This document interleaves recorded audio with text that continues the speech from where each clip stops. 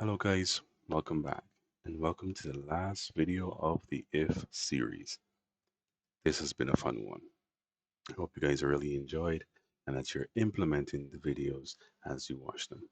So for the final video, for the finale, we're going to use the if function with a wild card. I wanted to do something special for you, and this is a trick I would have learned from Shandu, shandu.org. You can go and check him out. Super cool teacher.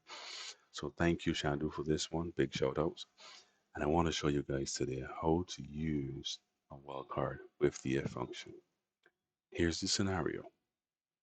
So I had a person come in to the police station, JJ's police station, and they were able to only remember two letters in the person's name. The person had written it somewhere, and they only remember that it had a JA in it. Or you may be searching for a name and you only remember two letters in the person's name, whether that's at the beginning or the end. I'm going to show you today how to find that name. All right, and we have a list of names here.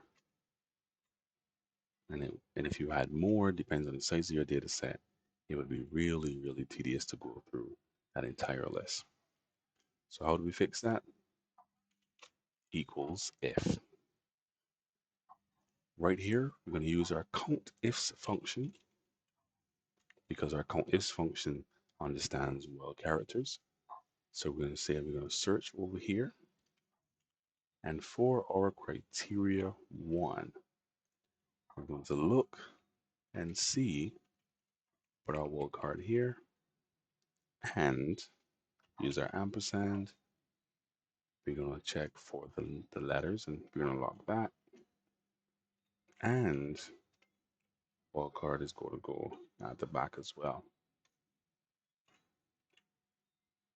So what essentially we're saying is, I want you to look over here and tell me if you find JA, whether something's in front of it or behind it.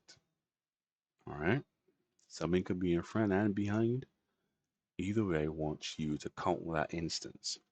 We're going to close out of our count is function. We're back in our is function. If you find an instance that this is true, remember this is our logical test. Look here and tell me if you find an instance where you see this, either with something before it or after it. What do you want me to do? Well, I want you to indicate to me, excuse me, to check this person or check this name. If not, let me know that I can ignore. All right. We're going to close our parentheses. That closes out our if function. And we're going to lock it in. So this person doesn't have any J in their name. So we can ignore them. We use our fill handle, double click. And so far, we don't have any persons with JA. So we're going to scroll down and we're going to look for our very first instance of check this name. At this point, we're going to use our filter trick. We're going to, that's right. We're going to right click, filter, and select cell values. Now we have an instance only where it indicates to check the name. And we can ask the person to look through these names and see if the name they remember jump out.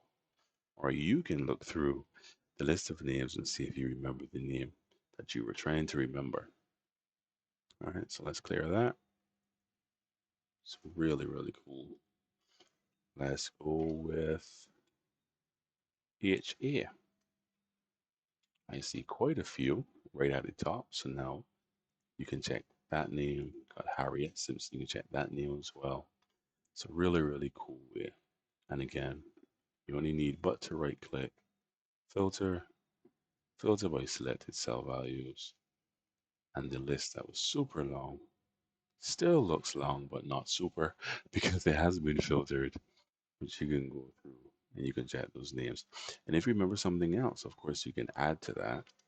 So if we were looking for Harriet, there we go.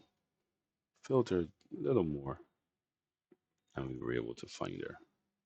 All right, so that is how you can use the if function with a wildcard as um, your logical test.